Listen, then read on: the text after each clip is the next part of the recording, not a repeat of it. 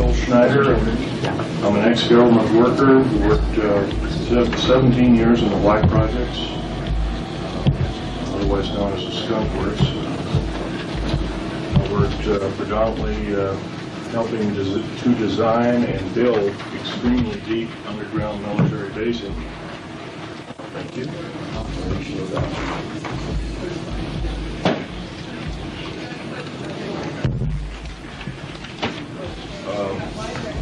Give you a short overview of my background. I'm a structural engineer, both aerospace as well as military applications. Graduate of University of Missouri as well as University of Manchester, England. Primarily working at university. That's about it for me. I worked in Vietnam, got torn to pieces, shot, whatever. Took 5 years to recuperate, came back, patched me up, so to speak. Went to work for Morrison Knudsen. And for Morrison Knudsen, I worked also with EG&G, Bechtel, Aerospatiale of France. Also worked with Fiat for a while, cars by Fiat. I did a lot of work overseas, but predominantly my field was underground mountain basing, also submarine basing. I wrote several treatises on analyzing rock formations by grain structure, and this grain structure would yield a certain pattern, and that certain pattern could be used to analyze and chemically analyze and make special explosives that could be used to blast out large caverns underground. And even when there were caverns, you could still use shape charges to blast inert rock, although a lot of it was done by laser tunneling and drilling. I have a copy of a book here. I can't sell it. It's my only copy. But this fellow can corroborate with me. His name is Richard Souter, PhD. He can corroborate with me in regards to everything I'm talking about. Who is it by? Richard Souter, PhD. Here's another man that Okay, we need couldn't find the room. You need to give him your ticket. I will. And all that. I guess I'll let you know that kind of the background of my father. My father was a German U-boat captain, responsible for the sinking of 141 Allied boats, and he got captured by the French, then turned over to Third Army, U.S., and then Third Army turned him over to Naval Intelligence, based out of Pensacola, Florida at the time. He later went to work also in Navy Black Projects. Maybe that's where I started, but it just worked out that way, I guess. Anyway, he worked for naval operations. He worked on the infamous Philadelphia experiment. He was involved heavily with that. In fact, I have some of his original notes. Get it here.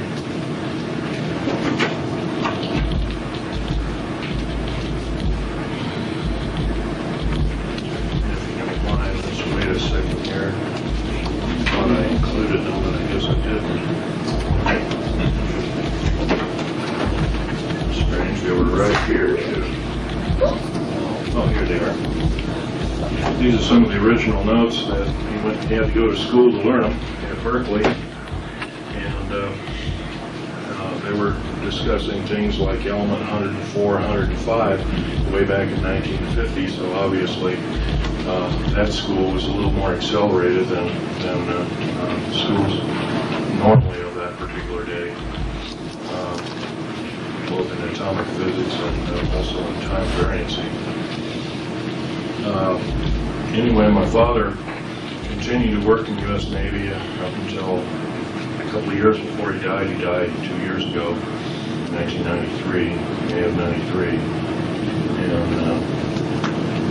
But his main contribution, other than the Philadelphia experiment, was that he was one of the principal engineers of the first nuclear submarine, the USS Nautilus. And he worked with Hyman Rickover on that project to its fullest from start to finish. He helped design the nuclear reactor, he helped design the metals, the containment vessel. He did all the machining of the uranium pellets that were used. He designed the hull predominantly and some of the graving docks, so he was a major contributor as such. Such today that even his ideas in air conditioning and filtration are still used today in all nuclear submarines in the United States. So, that's so much for my father. He taught me a lot. He's a pretty silent fellow over time. He told me that I shouldn't work in the black projects in the desert regions. Of course, I told him, I'm sorry, I have to work for a living. And in the early 60s, mid-60s, construction work didn't pay really tremendously. And that's where I got to start. One thing led to another. And when I went over to Vietnam, I got 10 times what a normal construction worker would get. But then the risk was pretty great, too. And when I got hurt and recuperated some 5 years later, I got hurt in 1970, and by 1975 I was bouncing around again. And so at that time I went to work for a number of contractors who were primarily underground base builders. And of course, I might give you a brief overview. The first underground bases were basically old gold mines. Just the tunnels were already there. The first missile base, as a matter of fact, I believe it was in northern Montana. It was an old gold and silver mine. And the missiles are still in the old air shafts. The air shafts are re-drilled out and everything.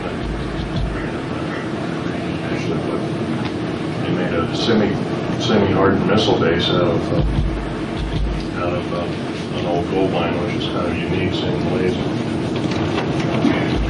Well, first, basically, the main part of the talk will deal with what I faced underground. Is there anybody here that is in the frame of mind that they can't take gore or that kind of thing? If there is, there might be a problem because I'm going to get rather graphic. I don't like it, but I can take it. Okay, I'll tone it down a bit, but obviously, this workshop basically is everything that I missed in the main talk yesterday, and of course it's pretty hard to cram 3.5 or 4 hours talk in 15 minutes. I've divided the talk into three topics. I'm going to talk about dumb bases, deep underground military bases, call them dumb bases. Right now there are 131 of them, 129 are fully operational. Each one averages about 4¼ cubic miles hollowed out underground at an average depth of 5,000 feet down. Now, of course, some of them are shallower, some of them are deeper. They're strategically located. They were initially built to protect the President of the United States and the government in general, the federal government as well as the political government. Somehow the sheer number of 129 bases with basically the size of a medium-sized U.S. city is kind of unfathoming when you're dealing with maybe only 10,000 people in government that would be saved during a nuclear holocaust or war. So obviously these bases have other ulterior means.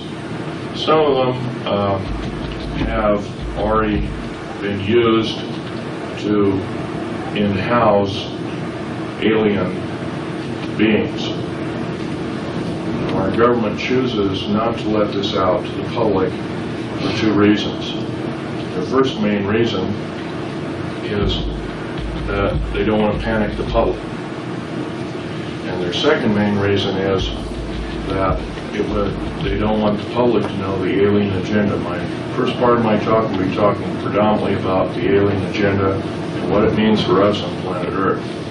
And it's going to get pretty graphic. The alien agenda basically is thusly. Aliens of 11 distinct races have been arriving here on Earth in mass since 1946, predominantly, and maybe earlier.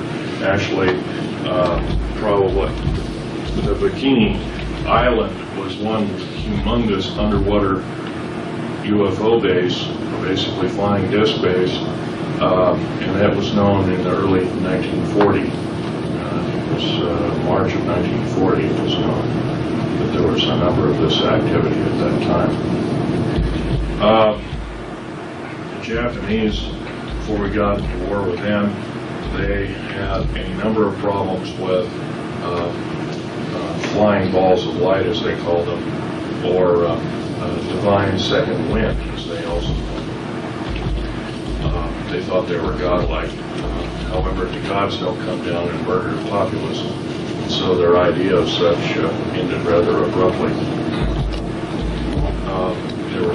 They became rather frightened after they declared war with us, hoping that if they lost the war, and this is strictly skeptical at this point in time because I've heard this from only 3 different sources within the U.S. Navy, that if we captured enough territory, maybe we could lick them, and that would solve their problem.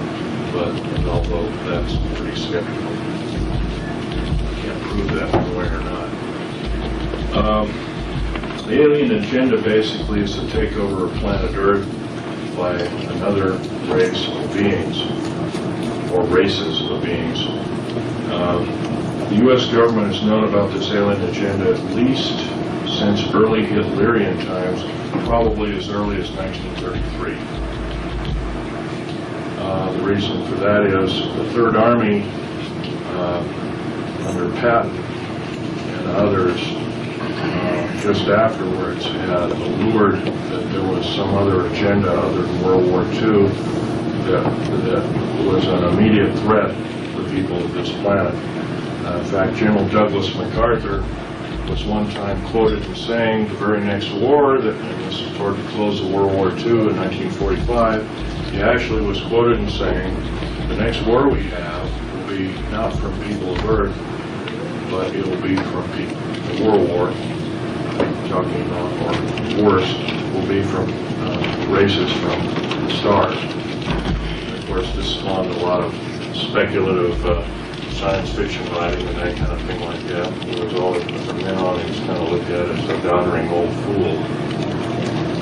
He was a very visionary man, saying the least. If anything, he knew about the alien agenda in World War I times.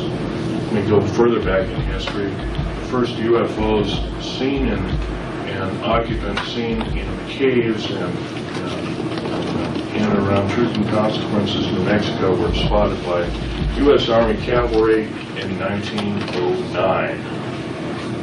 So this is a little earlier than most people had thought. Supposedly U.S. cavalry had come across they were chasing some bandits, and they chased them in this area, and there was these caves, and they were rather highly infested with aliens and what they called the silver wing. They didn't know what like all that was around were very primitive aircraft, and of course there was balloons, and that was about it. 1909 was pretty far back in time. Anyway,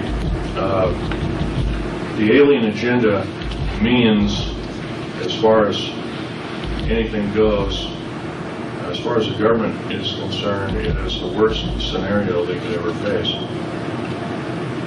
Because it involves not only having to tell the public major lies and innuendo all the time, but and keeping the public out of their face, slowly is breaking down.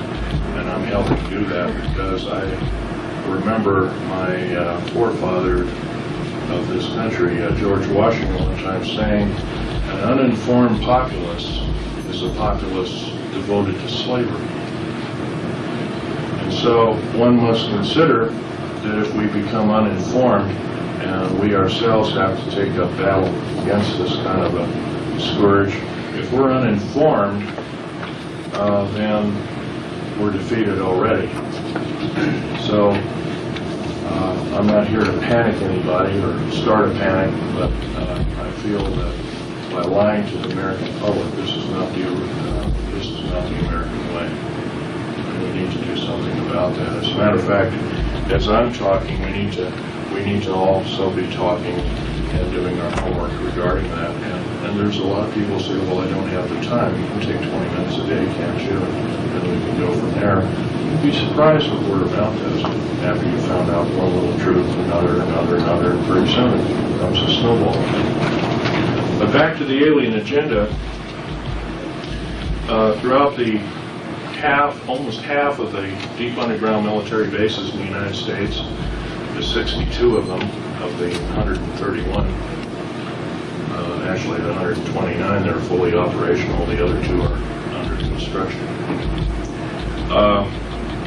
62 of these bases are housing both the tall gray as well as the short gray alien, and all of their craft, and of course our government, especially the U.S. Air Force and the U.S. Navy predominantly, are trying to break this their technology down into usable technology for our own self.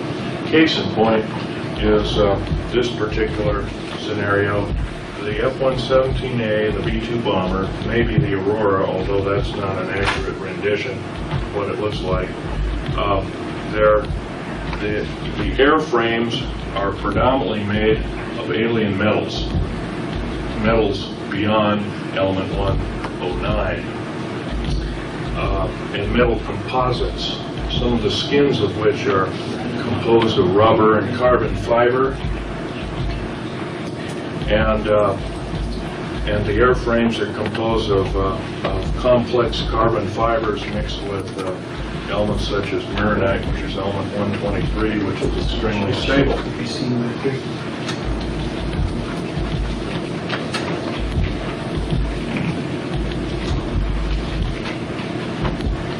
I just kind of slapped this together. It's not quite as professionally done as these, but this was in Saudi Arabia.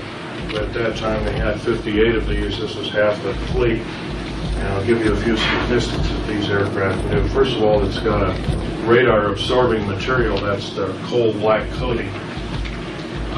It's a type of a, in a while I'll get out some alien artifacts for you, some metals and some of the doping or painting that drips off of this when the aircraft is heated up to a white hot condition. And anyway, these are specially hangared. They have to be kept cool. They have to be kept at a temperature of 60 degrees roughly when they're not moving. There's faceting on the edges. The faceting is a scalenohedral crystalline form. It's a crystalline form that predominantly does not occur on planet Earth, and it is it's once again alien technology that has been adapted to Earth-type or terrestrial-type technology. These ideas were first thought of in Soviet Russia, and later they were adapted.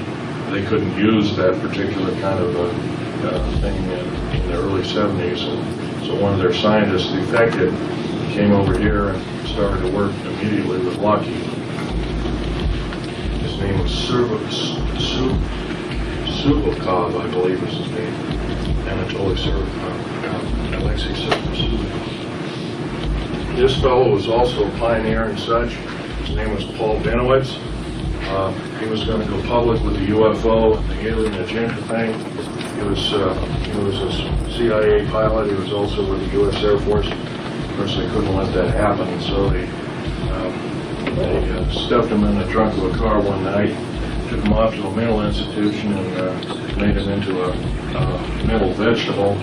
He can't even write his own name today. If it wasn't for a brother who spent $1 million and a sister looking for him, he'd probably still been rotting away in some institution somewhere.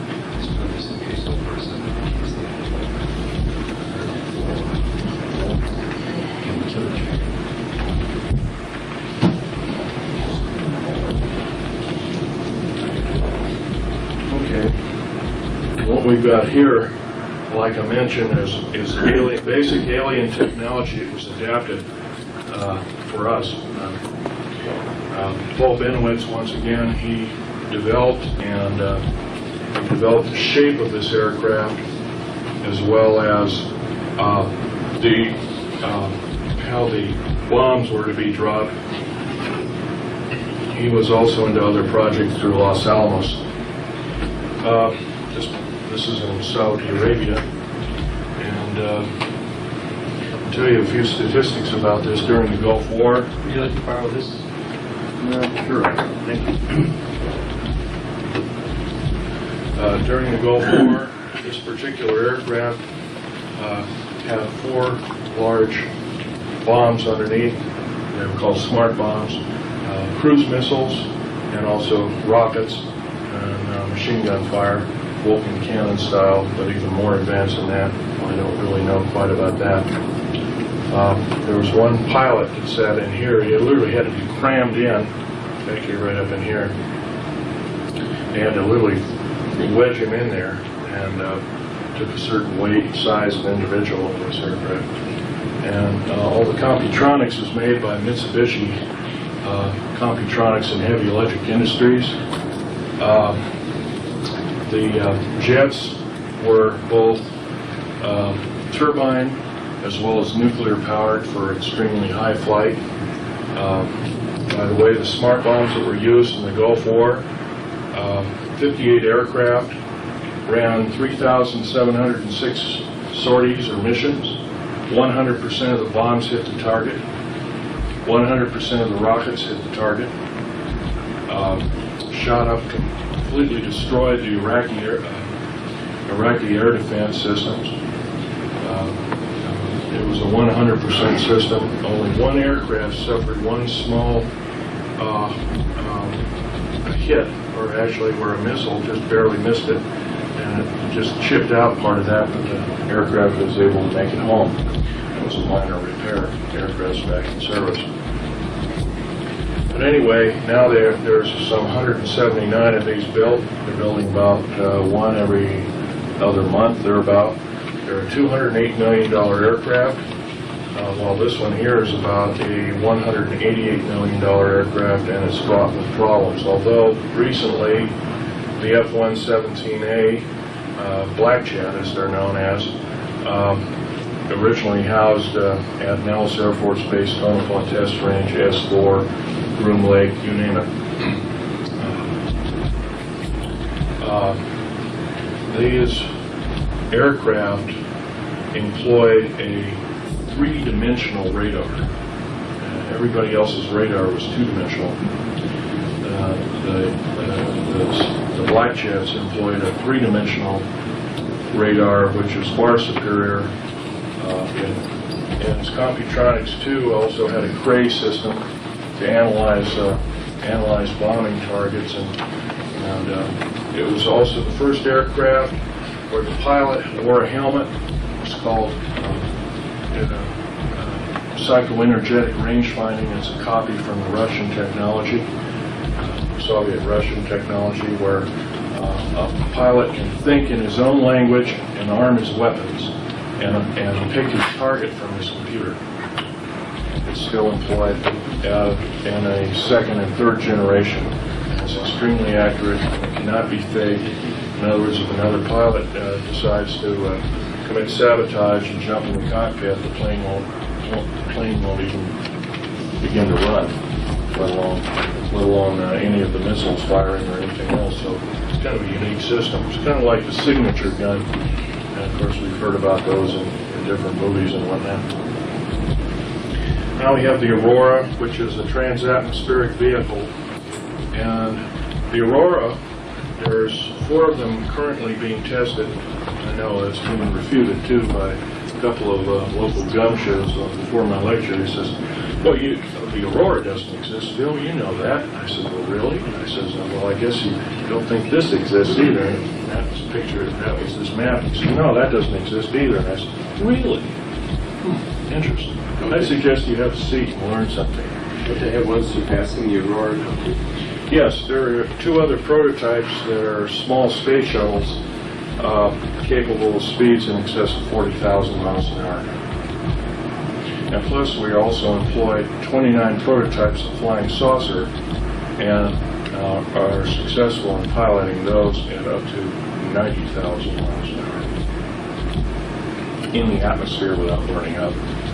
That's doing something, because when you push, you go beyond Mach 3, actually beyond Mach 2.7, you ionize the air around it, and you cause the elements of the air to actually catch fire, and you need a force field around that system to exceed Mach 3 or Mach 4 without burning up, because you'll be as hot as a glowing meteorite coming in at about 30 or 40,000 degrees. Anyway, the Aurora, there's 4 of them flying. They fly day and night. They have 12 people in it as a crew. They can have a skeleton crew of as few as 6. They can basically leave Tonopah Test Range at 7 o'clock in the morning, do a complete loop around Russia and China, take all the pictures. They're predominantly a spy plane. They can take pictures, come back for lunch. That's how rapid it is. They attain from basically zero. Once again, this aircraft, and this aircraft are anti-lifting bodies. They're not conventional winged aircraft.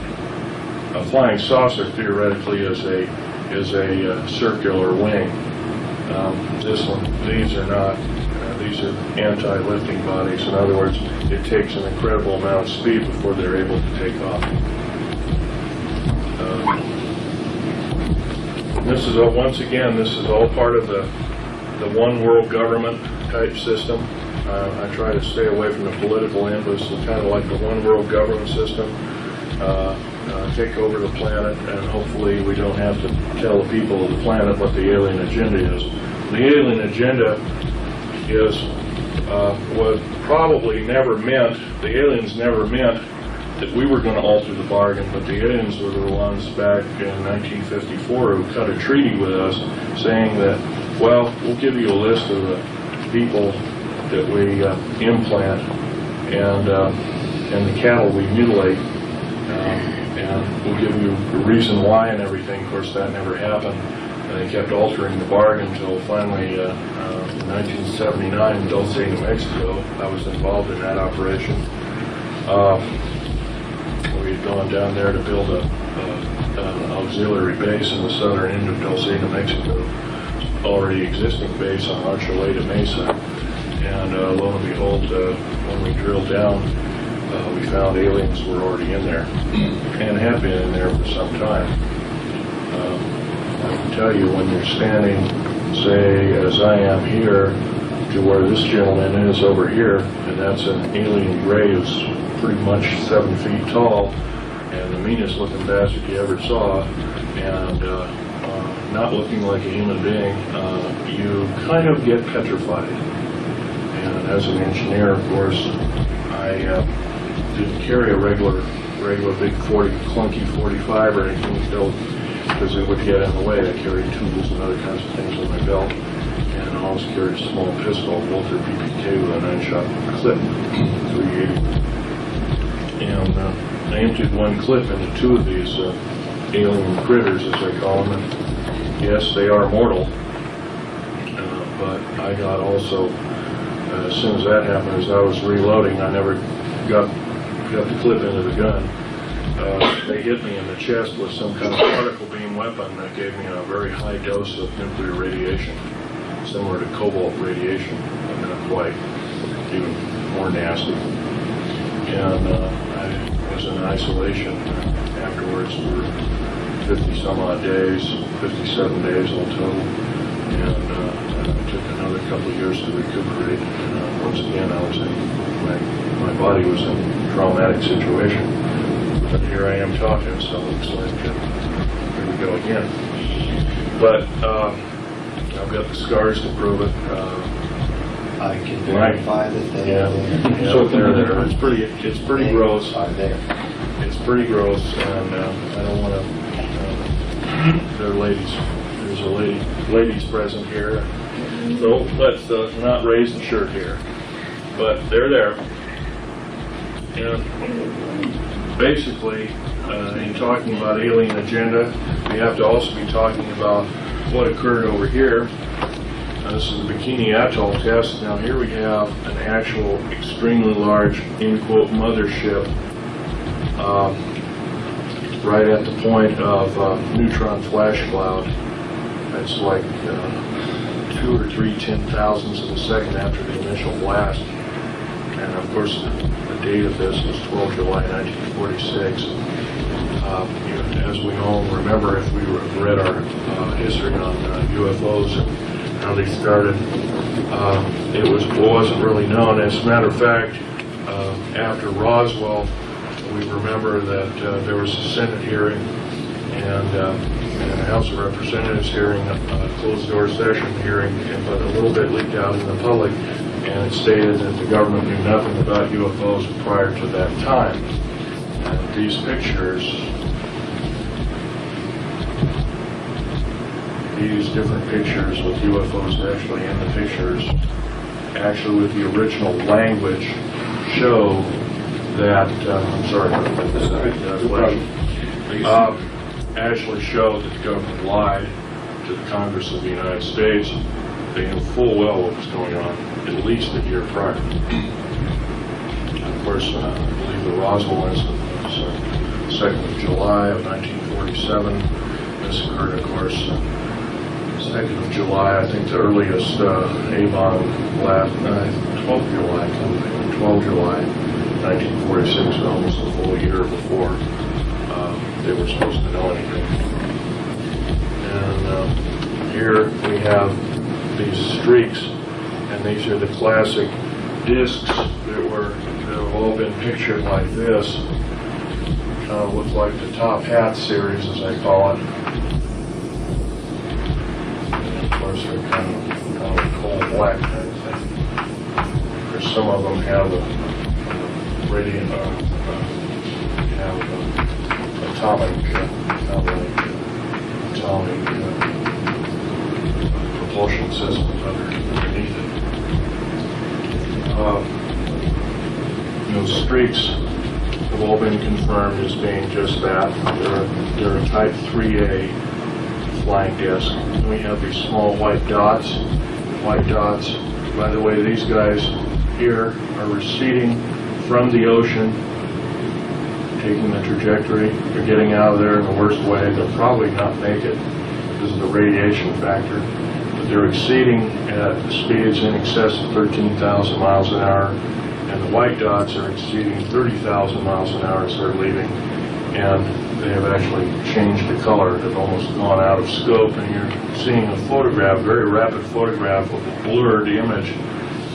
Some of the photographs go from a black splash or dash to this white dot system, and then they go out of scope of what we call visual reality. And that takes some tremendous speed to do that. In this particular overview shot, which is an extremely rare photograph of an atomic blast, as far as I know, this is the only one ever shown to the public of an overview of any kind. There are small dots and dashes, basically, as I'd say, and these are old garbage scows and ships and whatnot that they put in harm's way. see what the reaction would be of an atomic blast. And I'm sure the atomic testing was conducted predominantly in case we had to be prepared in using atomic warfare to fight alien influence, and they needed a cover story, so this was the Russians and the Cold War and everything was just a perfect cover story. Although it later became more than a cover story, as we all know. These particular photographs also show small dots and dashes, as I would say, and all of them have been confirmed. Now, this black system here in the atomic cloud is actually time being ripped up, of course, the atmosphere and the clouds and everything, and then time being warped by the initial blast itself, and that's by neutrinos going through and ionizing space, ionizing the atmosphere and whatnot, but exceeding the speed of light, so you produce an antimatter background and you get total blackness. And of course, here we have another UFO similar to these here. But once again, we haven't been told the truth on any of this. We've been right here, also in this picture, in the bombing of Hiroshima and Nagasaki. This is of Nagasaki. Down at the bottom, we see the characteristic human face, which is typical of all A-bomb explosions over populated areas. You will always find a human face at the bottom of the mushroom cloud. Now, nobody really knows if this is just by coincidence or the makeup of the cloud or whatever. But these little dots and dashes, these white dots and dashes, are receding at better than 30,000 miles per hour, and they're UFOs leaving the scene. Japan was infested with them. Their Navy had counted better part of 2 million of them toward the closing end of World War II. Once again, it's all part of an alien attack of planet Earth. It's been going on steadily since World War II era. It's still going on, only now is subverted into large groups of human beings being actually abducted and implanted, and that's according to the Roper report, which is part of the Remington Rand Corporation, who did the reporting, the Bigelow Holding Company. Now they're in a third generation report, and of that third generation report that was sent out to all the clinical psychologists in the United States, 110,000 of them, stated basically women are being raped by aliens. And I know as fantastic as that sounds, it's backed up by John Mack, Harold Wire, who's an MD as well as a clinical person. John Mack is the most famous, but there's some 90 concerned psychiatric scientists who are trying to form an organization to prevent secrecy on the subject, because they have mentioned this is nothing but government-sponsored rape. And 99.3% are women, 0.7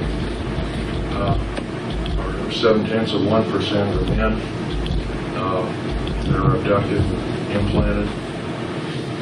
So it's predominantly a female type monitoring system.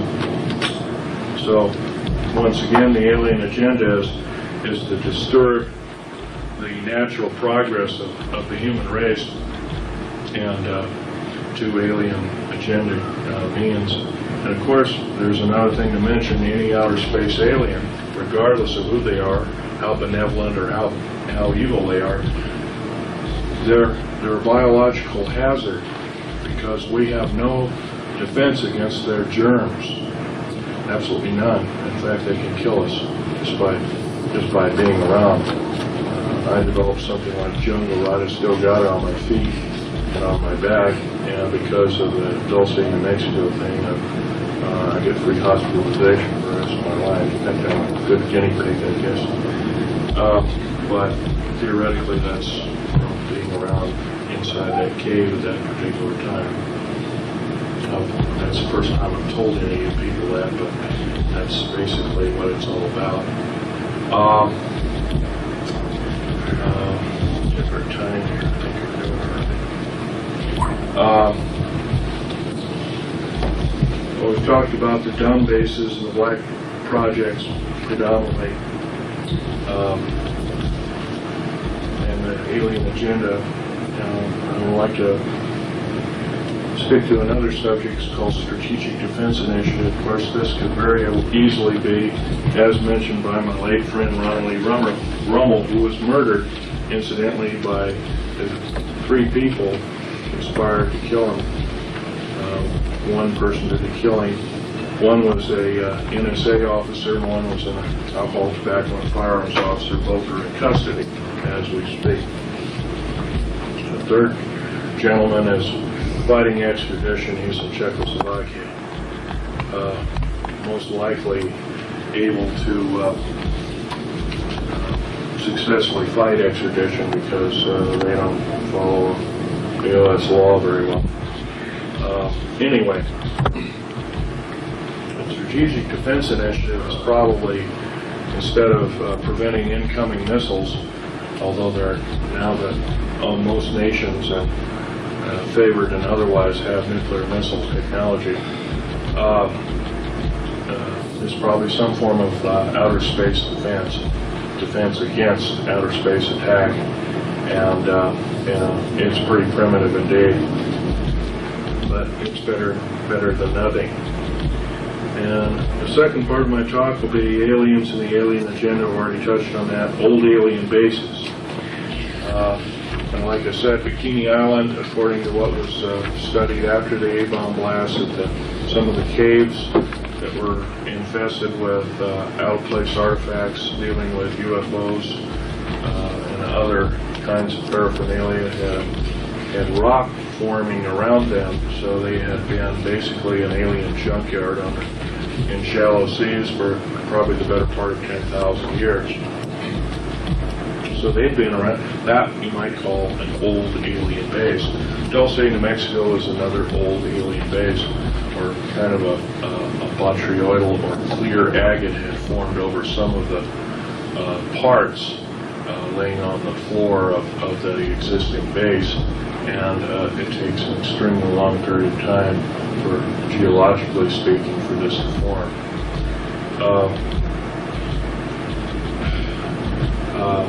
The aliens have probably been here the better part of at least 500,000 and maybe as much as several million years, although I have artifacts here which show artifacts that are like a small turbine-looking device sitting in 220 million year old fossil coral, and I also have alien metals which are present in other kinds of rock formations, including a piece of petrified wood where an insect had basically burrowed a hole around one of its limbs, and then something had literally, like a laser, had literally sliced through it, but the cambium or the actual layers of the wood had bent as the beam burned its way through it. I've got that in here too, as well as an original piece of instantly petrified, looks like a garlic root that was found in and around Area 51. And this particular piece of garlic type plant was instantly petrified. It contains the same exact chemical structure of the quartz crystal. And the quartz crystal only grows in a certain left-handed crystal pattern, and that same pattern is extant on fossil, instantly petrified or fossilized plant life of Hiroshima and Nagasaki. It's identical, chemically identical. So, anyway, the next part of this, the second part of the talk, are treaties. Basically, there were 4 distinct treaties made through the United States government from the alien encounter. The first one was in 1944, the second one was 1954, the third one was 1962, and the fourth one was 1979. I'll go backwards. The 1979 treaty was a total violation of, incidentally, in Dulce, New Mexico, where I got badly hurt. 66 Secret Service and Delta Force people lost their lives, 22 of which were on loan from other countries, Israel, Germany, Norway, and South Africa, if I remember. I was the only geological engineer down there to analyze the situation. The government almost basically lied to us. They kind of said that alien presence might be there, but they didn't tell us that they knew that there was an alien base and that they'd already attempted to make contact. And of course, this was disturbing indeed. In fact, a couple of the engineers who managed to survive put the project under duress. Another part of the talk are the intelligence community. The Nazi group, the World War II Nazi or Hitlerian group, the Fatherland Intelligence Agency, trained our CIA, our OSS, which became our CIA, and other intelligence communities predominantly, and are still being employed today, in quote, the federal government today trains Bosnian troops on American soil, and from what I understand, that's totally illegal, and that's another topic. Now, the third part of the talk is the types of aliens. The large gray two large grays that I shot and killed, I can't tell you how ugly they were, and I can never tell you how graphic the stench was.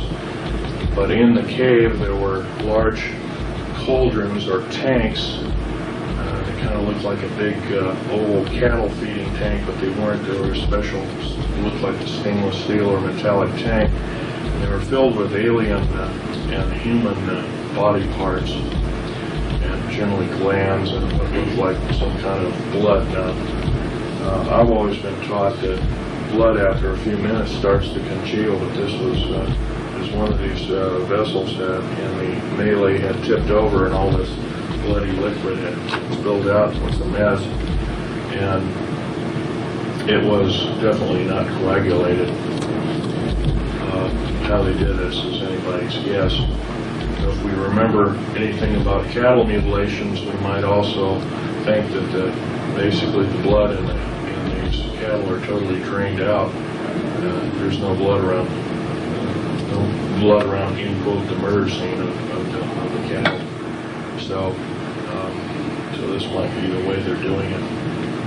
Now, whether this is sponsored by our government or other governments is a good guess. If it were up to me, I'd say yes, we're in the thick of it. We made a pact with the aliens, and therefore we must know what their agenda is, and also the federal government must also further know that if they keep the big lie going, they must be in the thick of it in the worst way, and if that's the case, they're an enemy of gross concern. Who is we, would you say? We, in quote, the federal government. The Department of State? Department of State, Department of the Air Force, Navy, Army, Marine Corps, basic force services, plus the military policing facilities, the FBI, and all that different. They're all hooked into the black projects as a whole.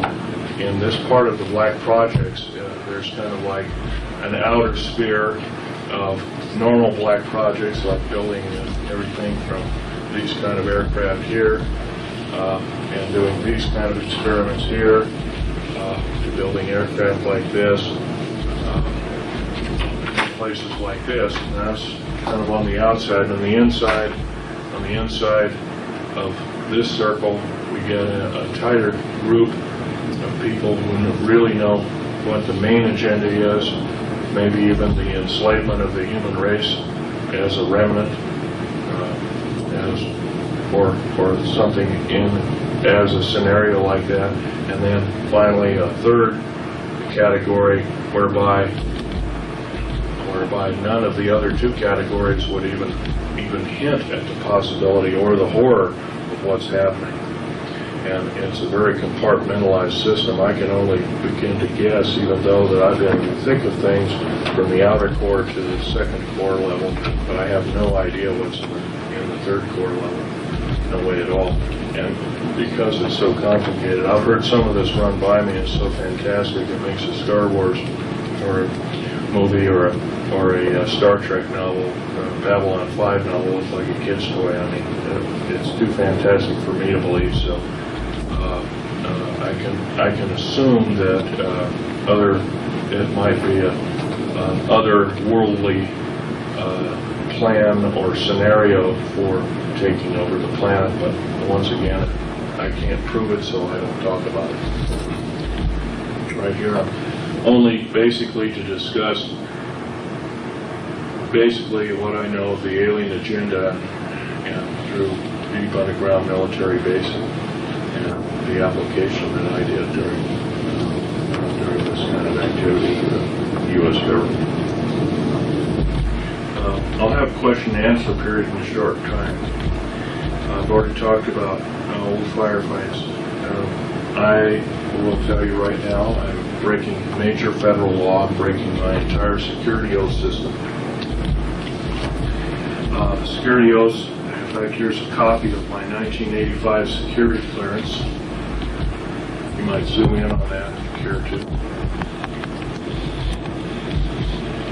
Can you do that? Yeah.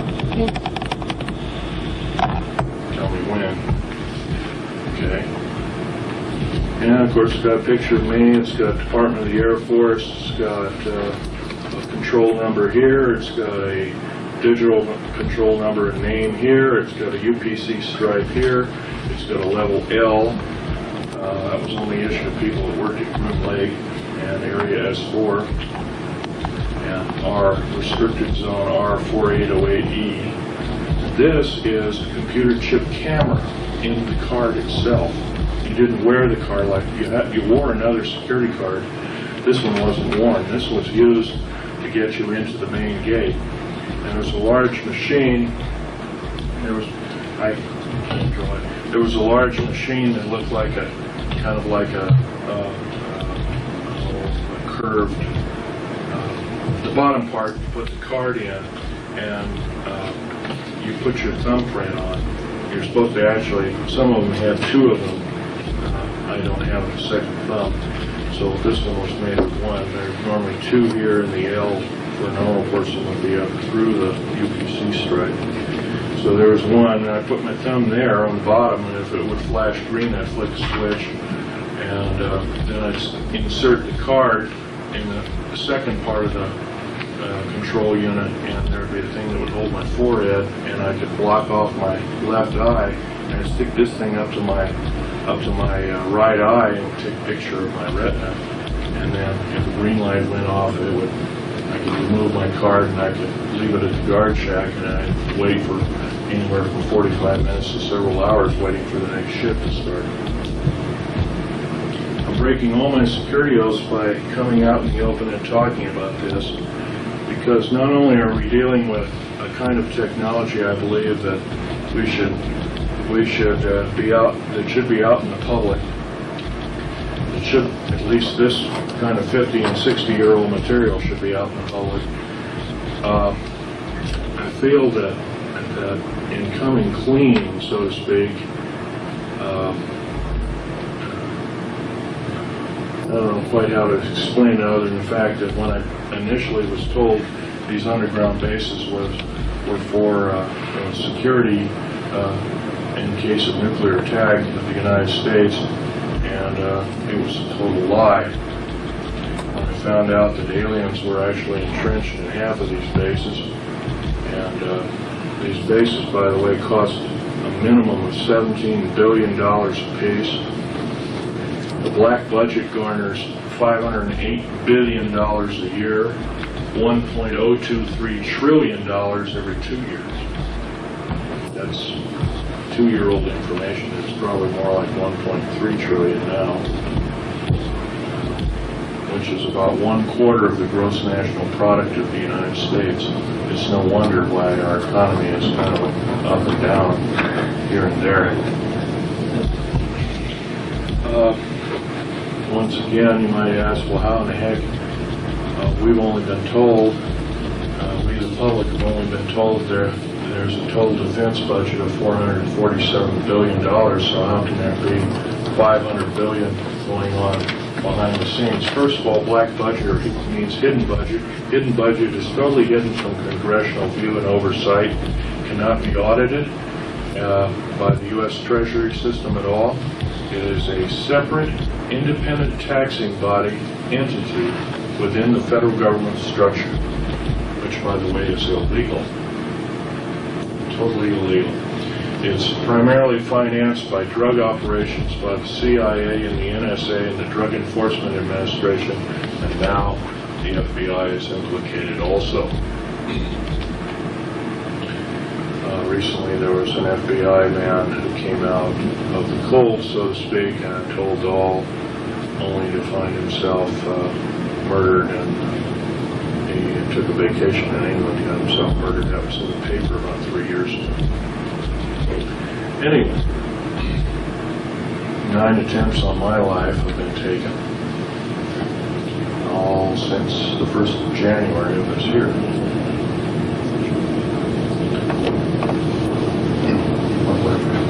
Well, I've been shot at, been run off the road. 3 times I've been run off the road, one of which is I'm a very good driver. I used to race cars for somewhat of a hobby type living. I used to race everything from Formula 1 on down, motorcycles and stuff like that when I was a kid, so I lived kind of on the edge all the time. So I became a very good driver, and a very defensive driver, and so if somebody's trying to run me off the road, like before my Vegas talk, I dropped a friend of mine off at 29 Palms area and saw another friend in the Marine Corps hospital who was dying of cancer. And on the way out of there, you have to skirt around a whole mountain range. You just can't take the easiest way in a straight line out. It'd be nice, but it doesn't work that way. You have to skirt around these mountains. And, I had a Ford Taurus with a Fleece Interceptor motor, and roughly an 8-liter motor. It's a real monster. And there were 2 long Ford E350 vans, and they all had Air Force markings on them. They all had guns, and they were all shooting, and they were missing. And I flew by them and took a picture of their, as a blur, I took a picture of them, got a very good picture of their license plates. And then they sped up and tried to squeeze me in this way, and then finally I just slid right in the middle of the road, and the road was just wide enough for basically one-way traffic. And one of them rolled over and kept going down for about 300 or 400 feet down a very steep ravine. The other one was a shallow ravine about 10 feet deep.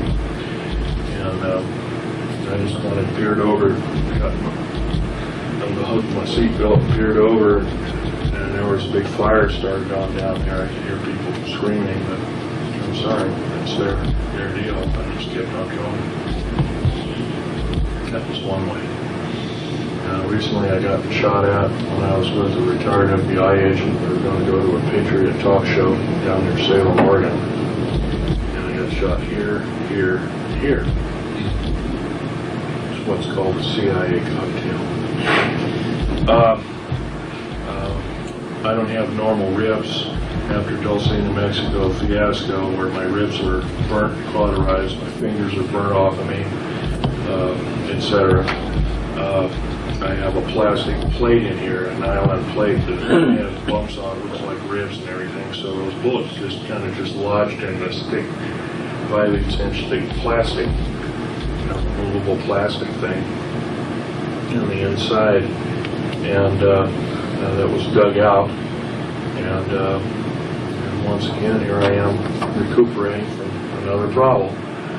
And all because I'm trying to bring the American public, and I love my country more than my life, otherwise I wouldn't be doing this ridiculous group of things by coming clean, but I feel I have to because the American public has not only been lied to, but when I was asked to,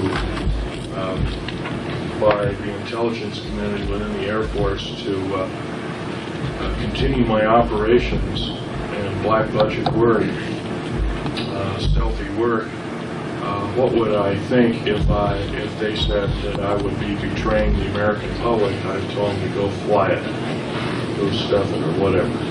I says I won't be a party to that. And I walked out of the room. And somebody tried to tell me to come back, and I says, out of my face, fella, you're on the ground. He would get out of my face and went on the ground. And I walked away, and then on I made a decision. And I'll sit by it. And that's why I'm here talking. I also want to get a little political sided here, although I don't like to. Right now we have an out-of-touch, runaway federal government structure that really doesn't care about the way you and I feel. They manipulate evidences of crimes, as in several instances, both in Waco and other. The Waco hearings should have been a wake-up call to most who were watching, even if they'd only watched a piece of it. It's once again proves the federal government structure is just running away with everybody's freedom, and they run roughshod over. They've actually become kings and queens over us, and our forefathers told us exactly what would happen if we took a certain stand, if we made laws to legislate God out of our system, we would have a similar problem. If we made laws or had too many people making laws within our government structure, we would have a similar problem that we're facing today. We're facing a form of tyranny and totalitarianism. Incidentally, you might want to throw a few statistics by you, and it's quite provable in a number of talks given recently, both by the United Nations and others. The United Nations is entrenched in our country. They're training our troops. Our troops are being trained by the United Nations in the United States, and I think that's kind of an oddball system. Russian troops are being trained on basically Montana and North Dakota and the northern tier states, Washington, upstate Washington, etc. There's a stockpiling of Russian tanks and hardware by the U.S. Army. For what purpose? Also, we have purchased at the cost of some $38 billion all the Russian nerve gas. Nerve gas is, their nerve gas is extremely long shelf life. We're destroying our own nerve gas, which has a relatively short shelf life of 15 years, but the Russian variety is extremely deadly, and also I'll tell you something else about that. The Russian nerve gas is composed primarily of glandular secretions, and they even mentioned that as they were downing flying saucers within their own country, they found a way of making chemical weapons from some of the alien cadavers and that kind of thing like that. So from some of the glandular excretions. So once again, biological weapons against the people of the United States. There have been other talks given by other people alluding to this, including Ted Gunderson, who's an ex-FBI agent, who's got tired of the federal government tromping on him, and another ex-astronaut by the name of James Groden, not the Groden of Alternative 3 book fame, but this is another Groden. A number of key government people have started coming out slowly, but unfortunately it's at a snail's pace. I'm the only one that ever worked and had a level 3 security clearance that came out from the cold, so to speak, and completely laid everything open to the American or any public. Something like this was tried in Britain and in France, but the person got jailed. Incidentally, I can't be charged with espionage theoretically because, according to our, including one person who said, "Oh, this place doesn't exist." Well, it's on an aerial map, kind of different. If it doesn't exist, then I'm just full of you know what, hype and hooey, so to speak, and I'm just crazy or something like that, and so be it. And if it doesn't exist, it doesn't exist. How can I be charged with a crime on something that doesn't exist? Another thing is that to be guilty of espionage, you have to sell for dollars or cents or some form of monetary gain the information that you impart. I'm not doing that in any way, shape, or form. The talk, the lecture, isn't counted. It's actual exchange of money by another individual for the information, for the proscribed information. Well, I'm going to be getting out a few alien artifacts here and let you take a look, and you're welcome to kind of stretch your legs a little bit and feet.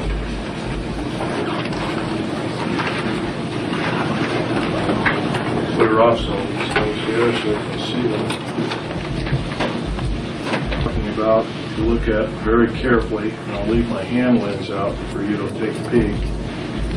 By the way, when you use this hand lens, you want to get right up on the object like this. You'll see a line going straight through with the wood layers, the cambium coming this way as whatever went through it, burnt through it. It's very interesting. Awesome. And there's another out-of-place artifact, or blue part, so to speak. This is another fossil. This is at one time a cave mushroom, a fossil plant. It's something cut it absolutely perfectly, like a laser, cut right through the thing, and part of it slid off, and it later got perfectly petrified, similarly to the Hiroshima and Nagasaki atomic bomb test with a similar signature. Here's this petrified, instantly petrified garlic plant. Incidentally, this is 65 to 100 million years old. This is 105 to 130 million years old. And this is roughly 30 million years old. It has the exact chemical makeup and structure of quartz crystals formed on its surface and on the internal structure of the plant itself, which the top part, of course, the sprout is all broken off. This is the sprout underneath it, and the quartz crystals are identical to material found at Hiroshima and Nagasaki at the Three Tropics bomb.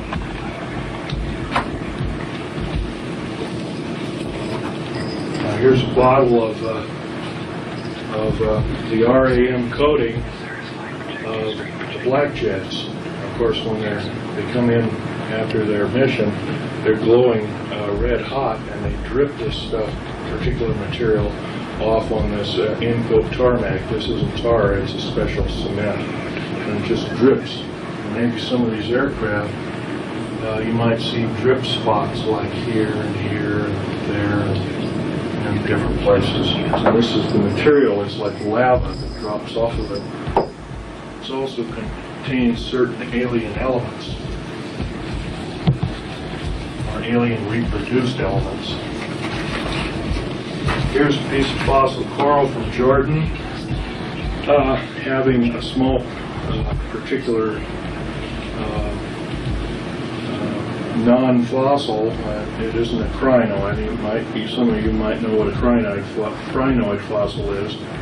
It's kind of like an underwater lily or plant, seawater lily, but this isn't it.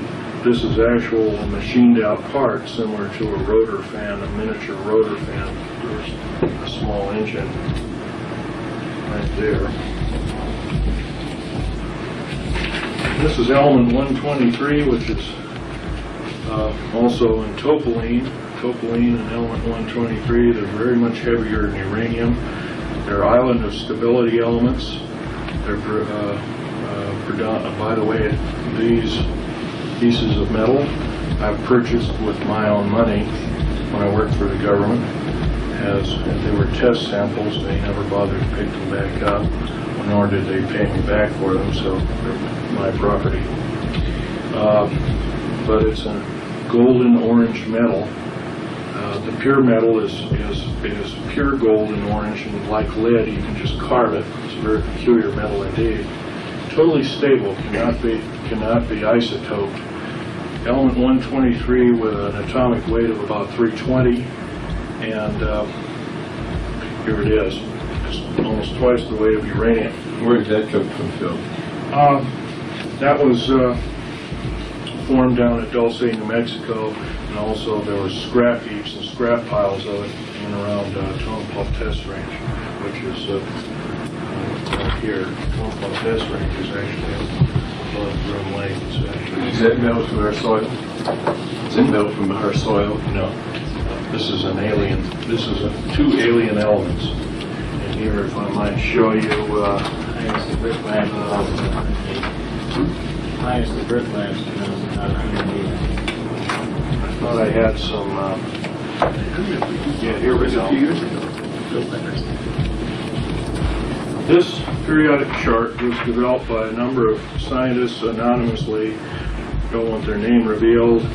Of course, all we're familiar with is element 103. That's been around for a long time. And a couple of these were made in Russia. These that don't have any name, they're very short-lived indeed. Element 109 to 110 also. But after, from 111 to 140, these are all elements that were garnered off of alien attack vehicles or alien spaceships or flying saucers when they were taken apart. Now, topoline is here, element 117, and element 123 is murnite. It's a combination of both those. An extremely hard substance capable of withstanding temperatures in excess of 9,500 degrees Fahrenheit to as much as 14,000 degrees Fahrenheit.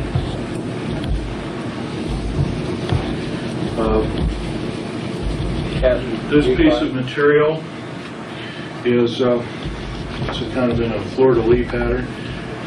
This kind of material is lighter than lithium. Of course, lithium is number 3. Might want to point out it's number 3 on the scale. It's a terrestrial element, but this is somewhere between 2 and 3, between helium and lithium. It also is an alien element. It's what they call a mixture, an admixture element. It's extremely light, and it's used in the airframes of all black jets and F-117A, B-2, and B-1, B-2, and B-30, or the Aurora series.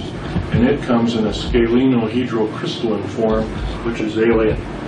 It's kind of a dead giveaway. Here's a tabular scalenohydrocrystalline form, 4 times the hardness of a diamond, 4 times the tensile strength, capable of withstanding temperatures in excess of 45,000 degrees Fahrenheit before chemical breakdown. It is used in the window the small slit windows. They're in the underbellies and the blackened out windows of the actual cockpit, although most of these pilots fly blind. They don't ever see anything from the ground. So this kind of that's also an alien material, and it is element, if I remember right, it's element 113. Here's another alien element formed in the confines of outer space. You might ask, what are we space shuttling? With all our shuttle missions, of course, we're being lied to every time they talk or open their lips, open their mouth. The same crystalline structure is here as well as it is here. This material is the hardness of a diamond. It's also used in the rotor and propeller shafts of propellered aircraft or rotored aircraft. It's also used in high-speed drills and other kinds of things like that, which are used to make holes in metals that cannot be touched with a welding torch. And this, of course, is that hunk of metal. And I have a real treat here. When I was 14 years old, I was with my father, who was talking to a Sir Johnny Rawlins, Johnny H. Rawlins, who was a British naval sea lord, and he had collected some of the crash retrieval objects of the infamous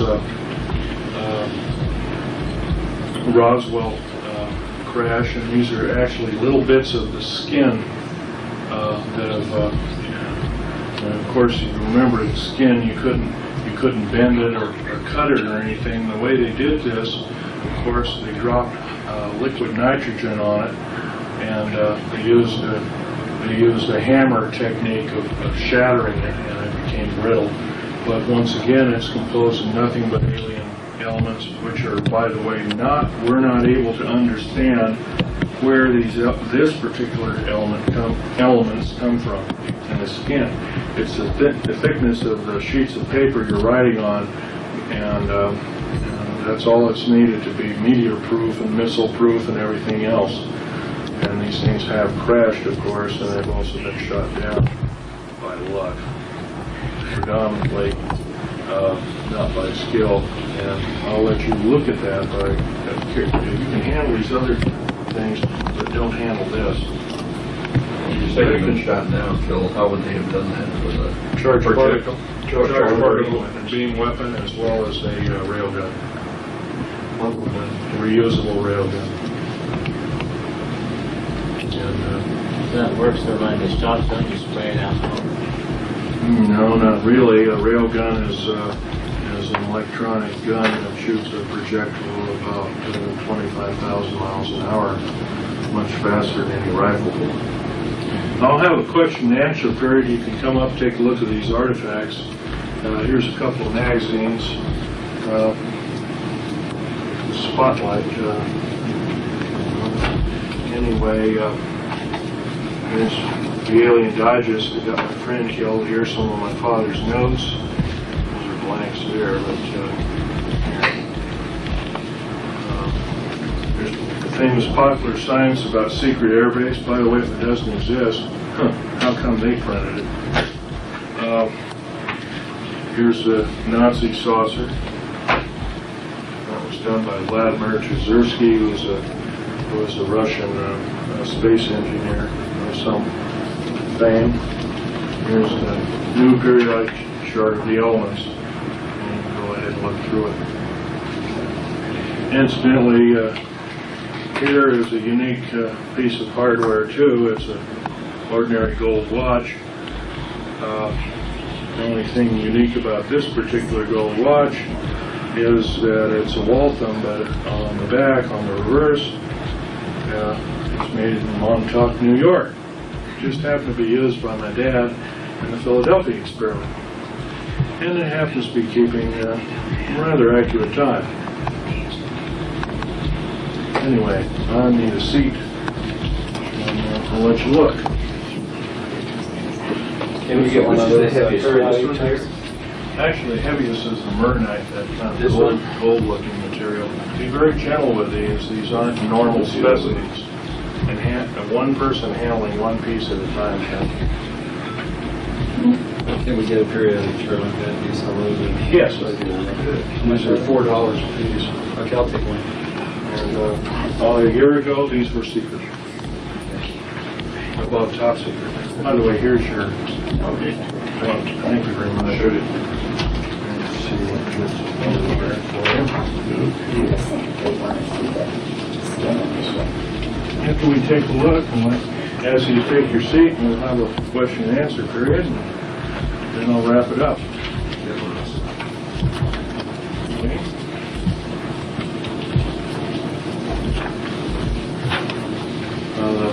Aerial maps are $2 for one of those. Those are actual aerial maps used at Groom Lake, and those were made in 1966. Also have portfolios of selected pictures of the atomic bomb blasts at Bikini, as well as Val Thor. And if there's someone that need labeling, I'll label them for you after the talk. Do you have one like that still? Yes, I do. Matter of fact, this I can't sell. Take a look inside of that canyon, so to speak. We get an interesting formation. See how the wood fibers have just literally been separated. Yeah, that's right. Of course, you've heard about straws and going through telephone poles after a tornado. Well, maybe this was that kind of a thing, although it seems to be remote. Are those $20? Yeah, these are $20, and they're a select group. Is this in here too? Well, I'll tell you what, I'll just throw this in. How about that?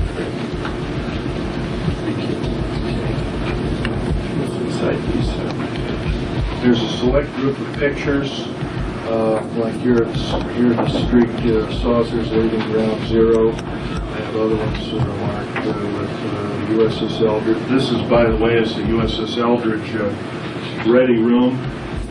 It's a ready room aboard the USS Eldridge, and I think Al Bielek will verify that. And that's one of their, I think, how many ready rooms? Is Al here? Yeah, How many I'm here. ready rooms were aboard the USS Eldridge? Theoretically, two. I only knew of one because that's the only one I ever went in. Okay. The lecturing varied between various lectures. It lists the people, there's different people, not all the people, although you can do your homework and probably find that out. These are going, after this talk, these placards are going to be duplicated on special paper and sent to the United States Senate, and of which these pictures will not only be totally declassified, but will be out in public domain. Taking a picture of things. I'm taking a picture of all of them. And if anything's not marked, if I haven't marked, I'll try and identify them for you. That's not good. Christine, I could give you a map of Groom Lake also. Sure, I'll be.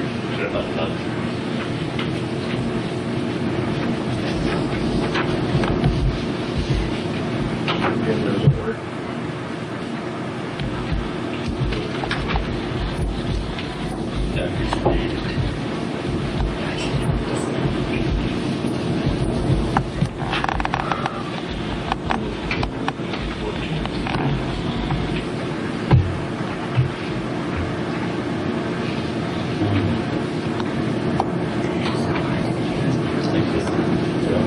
All traffic.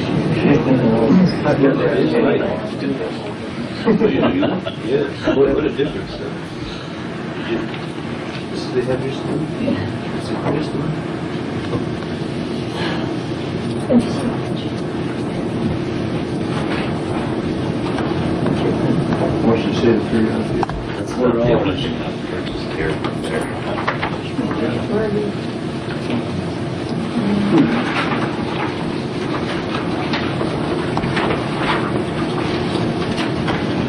So from here I give a couple more talks.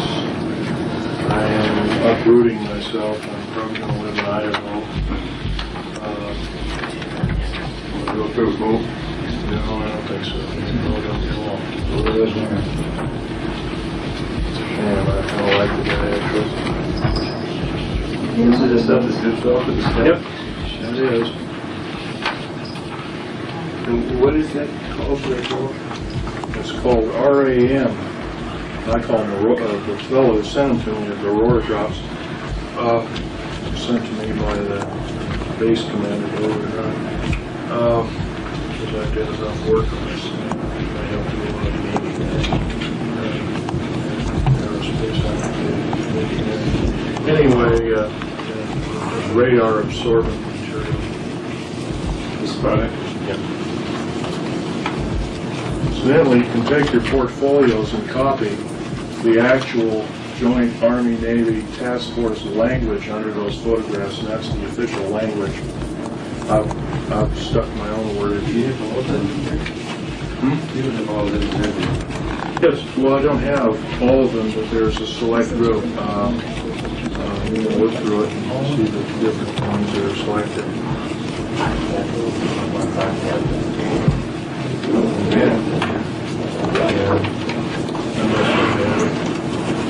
You know, that's the 2 years ago, you said? Yeah. You got A-bomb disease, aplastic anemia.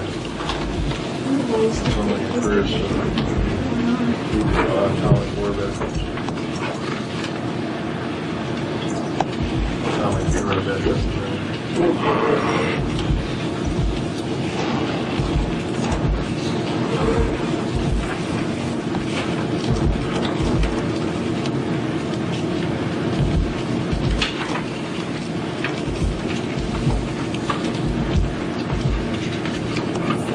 Pardon me, but I'm going to take a seat. My back and my chest still hurt. You want us to wait to ask questions? No, actually, we'll continue to look. We'll let these people write down the names of the. We'll start the Q&A here in about 10 minutes, 5 minutes, if you don't mind. Okay. Will you leave those out? I don't want them to video. I think you'll have to sign up for the video, and you may have to. I said I don't want to be in the video, but I want to see them. Oh, okay. Did you hear the lady? She doesn't want to be in the video, but she'd like to look at those. Go ahead. So when she's up here, will you shut your camera off? I don't, Which one is this? Right there. No, I mean, which event is this? Right here, this one. Flying disc, living ground zero, Joint Army, Navy Task Force 1 photograph, whatever he's supposed to want. This was the Bikini Island. Oh, okay. Bikini Island. this was one. Boston. What date is it? 27? Yeah. 2 July 1947. Piece of paper, and so I'm signing it. Walking away. And when I walked away, 29 other engineers walked away. We walked away in a group. We submitted our papers to the U.S. Supreme Court immediately through the Circuit Court of Appeals in San Francisco. Withdrawing from the job. Department of Justice. Have they had problems like you? Oh, yes. Quite a few people come out. There's another thing I might want to mention very briefly. How about cold fusion? Supposedly, Nobel laureate physicist, of course, that was very quickly quashed because if cold fusion became a reality, we could make our own electricity in our kitchen. And make car batteries for our cars that would last forever and other kinds of things like that. Cold fusion, this is the chemical formula for the metal oxide used in cold fusion, which is very similar to the metal oxides in alien elements used in airframes of black chips. Bill, What? does the average engineer in this country not understand the thing about the bomb not being possible? I haven't talked to a single engineer. I've probably talked to 400 of them so far, and everyone knows the federal government is involved up to their eyeballs. How about school teachers, scientists? What degree? School teachers, I've talked to too many of them. They still believe it was a fertilizer bomb. Most school teachers don't think. Most school teachers, you're right, do not think. Higher education is a joke. Most need this anymore here? Was that the bond and these are the cold fusion? Yeah. And your point was that it was valid that It was very valid. It was proven. the people donated the award to Greenpeace at the end of it all. I'm not a proponent of them, and I guess they do pretty good work.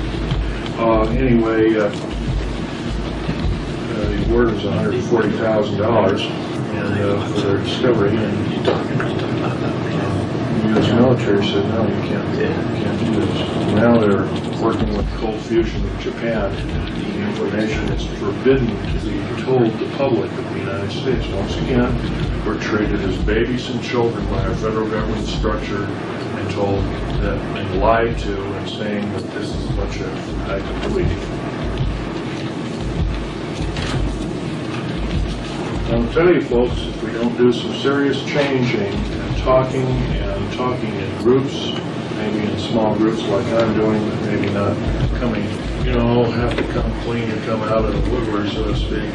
But you have to talk in groups of what you learn. And if you do this, word of mouth is a wonderful thing. And from that, we might be able to continue and have our freedoms that we so aptly take for granted in these wonderful United States. And I've been in over 70 countries.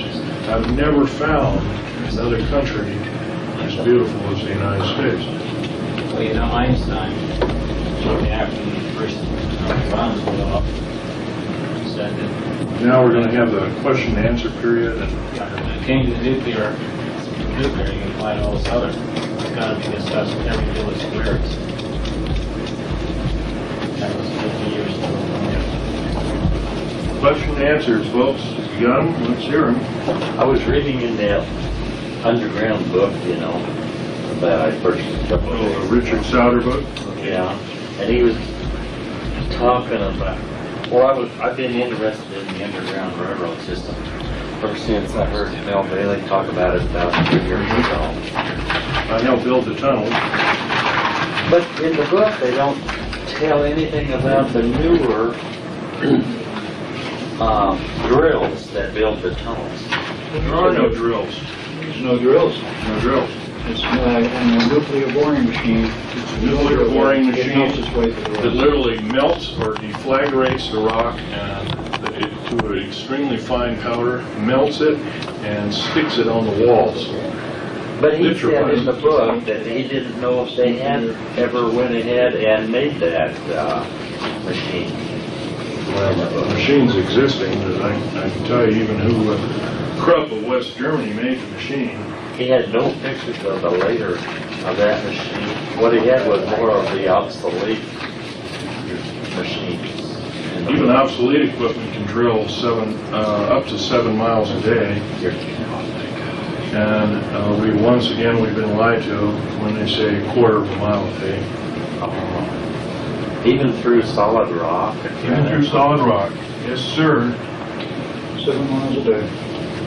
Even if they have to take the material out and haul it away. There's nothing to take out. Here's nothing to take out to speak of. It's all vaporized. Here's another piece of titanium metal mixed with alien elements.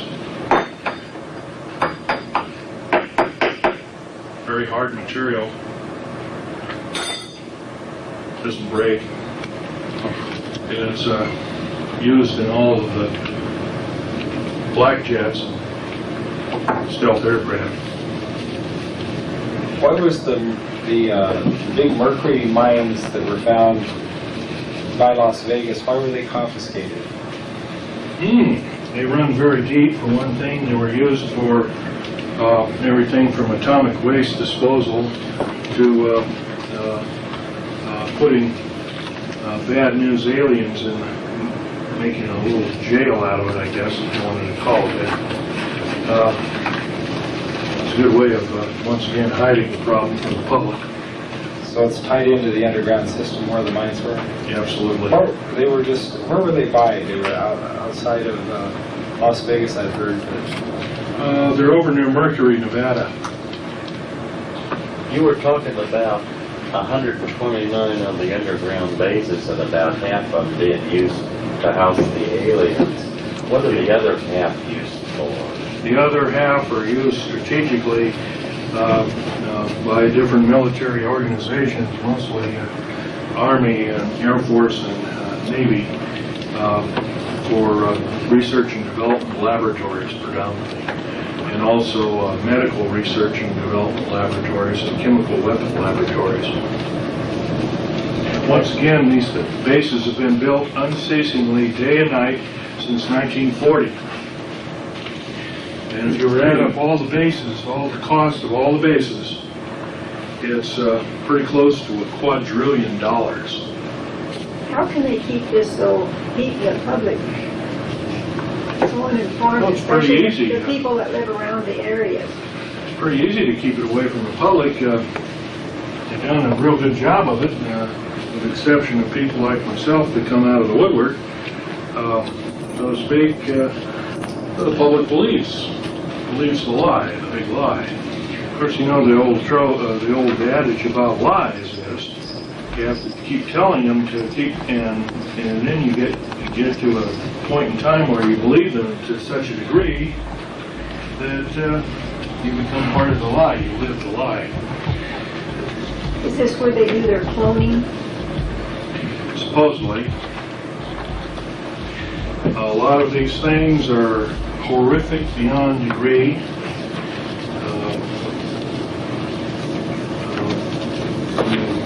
Traumatic events that I went through caused me to get professionally taken care of by Bethesda Naval Hospital, among other places.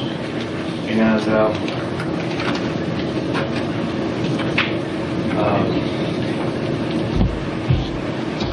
that gave me something like battle stress or delayed stress syndrome. I learned to slowly work my way out of that.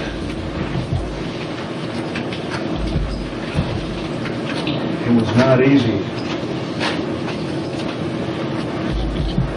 What's going on in Weld County, Colorado with them having a lot of changes and also having the most cattle mutilations in the whole world?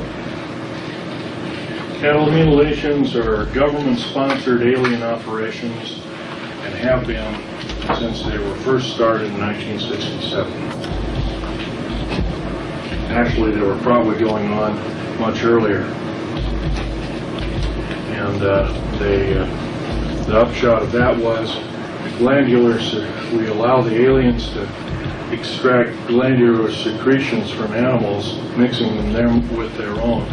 In exchange, we'll give them plutonium products for their drive, for their spaceship drives, among making alien elements for them, and they give us the biological weapons.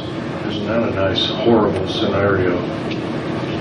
So this kind of stuff is bad news indeed. By the way, being a U.S. citizen in good standing, I can't stand it anymore. I think we can do better. And if our government officials will not keep, in other words, if they keep telling us the big lie, keep purporting the big lie, I think it's time we not only vote them out, we demand them out. We impeach them out. And if we can't do that, I advocate just what our founding fathers say. Federal government structure out of control is totalitarian slavery. And we must vigorously fight them out. And of course, the trouble is with revolutions, folks, you always end up killing your own people. And I don't advocate the overthrow of my government. But right now, my government is not in touch with me, or you, or anybody else. And it's kind of mood after that.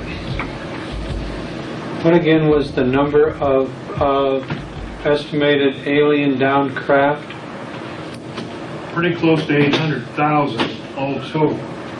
As we speak, the Russians are shooting down 2 a day per province within motherland Russia. The Southern Hemisphere, 6 per day. The United States, 1 per day. And Europe, 1 per day. It's a full-scale invasion. Just because you don't see them over the White House. By the way, You wonder why don't they, well, Billy Meyer sees them different. First of all, of the 11 groups of aliens there are, 4 of which are benevolent, 7 of which are very evil. Can you expound on the ones that are good or benevolent? Well, the ones purported by Billy Meyer are the Pleiadians, Pleiadians, from the 7-star cluster, the Pleiades. That's one of the groups. There's another group from the other side of Orion, another group from about 3,500 light years out, supposedly still with us. I don't remember their name offhand, but they're a very small individual, human-looking but childlike, but very large cranium, very large heads. IQ is off the scale, and they can do no wrong. They're of the angelic type. They don't fly around with little wings or anything. By angelic, I mean that they can't do wrong. They physically can't do wrong. Inspired Spielberg and They weigh about 30 pounds. E.T. movie. Probably inspired them. About the fourth one? Well, the fourth one is really 2 groups, and they're extremely tall individuals. They're predominantly ocean, deep ocean. They live in deep oceans, and they basically harvest our minerals, and then they're kind of, you can see, they're always in oceans of below 20,000 feet. They're these 2-tiered antennas found, and of course our submarines have found them years and years ago. In fact, during World War II, some submarine warfare and encountered several at very shallow depth. They didn't know whose weapon or whatever they were. Are the aliens our biggest threat, or is our federal government the biggest threat? Both are our major threat at the present time. It's bad enough we have one, well, a little 2. Does Wolf County, Colorado have an underground base in that area? Colorado has 3 underground bases, one at DIA. I believe what you mentioned, what was it, Weld? Weld County is the biggest, one of the biggest counties in the United States. I believe it's in the northeastern section of that county, if I remember right. I'd have to look at a map. I can identify every base on a map. I have the latitudes and longitudes of such bases. By the way, if I mention that does entail espionage. If I mention all of them, and I cannot do that to the crowd, and I want to keep on talking as much as I can. So that's one thing I promised to do, but I have to break my promise, and I'll tell you that I was wrong in admitting that. I encountered something when I was back east. I did something. You'll have to speak, otherwise. I visited Minnesota. I was coming back, and I decided to take a different route to get off of the interstates and take U.S. Highway 36 across northern Kansas. And about 20 miles from the Colorado border, there was suddenly construction. 36 was completely cut off. And had detours and went right around. I didn't do that. I just went down and I settled it. So over that area, about, I guess, 15 minutes later, I saw strange formation of clouds in perfect chrysalis. They're, and I was convinced there's something very active. And it usually cut off the U.S. highways. the name of those clouds is, if I can interrupt, is altocumulus lenticulatus, or lens-shaped clouds. Almost always, predominantly, there are 2 kinds of clouds. The kind, if you go up to Virginia City sometime in April or May, you'll see these clouds that come right up, roaring up to a steep mountain. You'll look at them and they'll just disappear. They'll cease to go over your shoulder. It's nothing. It's kind of that's altocumulus lenticulatus A, and the B kind, it almost looks as like a black thunderstorm-like cloud, and they always have metallic discs in the center. And if you take your camera, your eye won't probably see them. The camera will pick up metallic dots within that cloud structure, and those dots can be professionally analyzed, and you'll come up with the we'll come up to the conclusion of the Earth-flying disk. Incidentally, if hardly ever see those clouds more than 23 miles from mountains. I at that point was at least 200 air miles, straight line distance from Long's Peak, which is the nearest big mountain I was. I had spotted such near Portland, Oregon, and took pictures, submitting it to a TV radio station, and TV and radio station. It never got on the air. I wonder why. But they're rare clouds. If you ever have a chance to take a picture of them, you should. What causes the clouds? Well, the natural formation, of course, is altocumulus. They're extremely high cumulus cloud formation. Of course, cumulus is a building. It's a big, kind of like a thunderhead or a thundercloud. It's air currents rushing up, and of course, with the altocumulus lens-shaped or cookie-shaped clouds, you have air currents rushing up. Air currents rushing up and air currents rushing down, and what they do is they compress the clouds, and then there's air circulation, generally in a clockwise or counterclockwise measure. I studied weather when I was in high school. That was one of our curriculums. But you've got it right there. It's a man-made one of sorts. Well, yeah, I mean, the A-bomb is the A-bomb cloud is a lenticulatus. If we're downing one a day in this country, wouldn't it seem logical that there would be more people that would be aware of debris? No, I'll tell you why. As soon as one is down, they're attacking certain northern tier state Air Force bases, predominantly. If you can get on those bases or stray onto those Air Force bases without getting arrested, good luck. But if one of those craft is down, they seal off the whole area, period. They being the federal government, police and whatnot, Air Force police or whatever, air base or army base or tank base or whatever you got in that area, they seal off the whole area. Anybody caught in there is shot on sight or immediately arrested and detained. By the way, a military base can circumvent the U.S. Constitution and Bill of Rights. An Indian reservation can do the same thing. Is this what our government was supposed to have been laid out by our founding fathers? I don't believe so. I think we can do better. I know we can do better.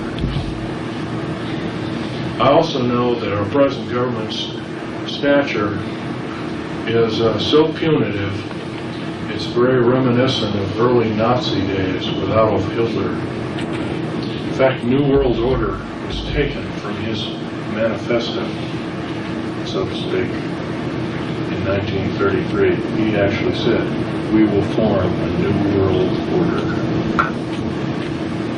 Where was the third one in Colorado? You said one was DIA, the second one was the northeastern part of Weld County. One is down, I believe, you know where Telluride, Colorado is? Yeah. Okay, it's due east of Telluride by about 13 or 14 miles. And you can't miss it because if you take some of the side roads, you'll see vented air shafts coming right out of the rock. That's typical of an underground base. Or if you're traveling along by car, by jet, you'll see a truncated mountain. Remember the truncated mountain? You saw as we were curving around going to Las Vegas, and the plane was banking like this. And I said, "Hey, Al, look at the deep underground military base." And the cockpit door was open. It says, "Oh, God." And what they did is they did this and worked around, and just as you got your camera out. Right. I already had a picture of it. And that was, by the way, one of the bases at S4, because it had circled around Area 51, and that was one of the bases. So I actually saw it from the air. It's been there, for about 30,000. How deep are they? They can run, the deepest deep underground military base is 2.5 miles underground. The Dulce base is 2.5 miles underground. That's pretty close to 13,000 feet. 5,280 feet make a mile. You don't have any temperature or high temperature problems? No, as a matter of fact, in certain sandstones, you actually get a lower temperature than ground surface. And water. Water leaches out. Of course, that has to be sealed. Protective sealant. Very difficult in some cases. By the way, this ring I'm wearing has a sapphire. When you blow mountains apart, there's sapphires in mountains. I had that professionally cut. And I wear it kind of as a good luck piece. It's a blonde 6-ray star sapphire, American star sapphire. It's been working. Yes. You might add. I had it cut and polished and the setting made in Las Vegas. Some of my different days. Yeah. Well, what about when you're just driving along and there seems to be nothing around and you'll see these white pipes coming out of the ground with turbines on the top? Exactly. Is that one? That's one type. There's one of those It's an in air Denver. I mean, I've seen them along the highways in Denver. It's like industrial or commercial stuff over here, and then all of a sudden you see all these white tubings along the highway. Those are air shafts. Some of them are run very deep. Some of them are run only 400 or 500 feet underground. You know, you don't have to be a military tactician. That's very vulnerable. Plug those things up, pump some bad gas down there while it happens. Well, I guess I'm not a tactician and such, so that's kind of move. Yeah, that's one way of telling. Yes, sir. Are there any of those underground bases in Nebraska or Kansas? In every state, there's at least 2. Do you know where they are in Nebraska? I'd have to look on a map. I couldn't tell you How they often, Beg pardon? how they often, Air Force Base. Yeah, probably off it. Pretty good. That's also where they took some of the alien remains and saucer remains right off the bat, off at Air Force. Okay, any more questions? One more question. Do they have underground base up by Sedona, Arizona? Yes, sir. Yes, we do, and it's a very deep base indeed. In fact, they're going to make it deeper than any other base. They want to take it 4 miles now. What's it called again? Sedona, Arizona. Is that one that's just A north lot of the, Kansas? beg pardon? Just northeast of there? Northwest? Yes, just northwest. Well, that's all, folks. I think I better leave some time for Al Bailey. And I better munch a sandwich before I become an alien. Anyway, thank you. It's been a real pleasure. And I hope you've had some hand-on experience. By the way, there's some little metallic fragments you might be able to pick up. I don't know, they might be alien. Thanks. Thank you.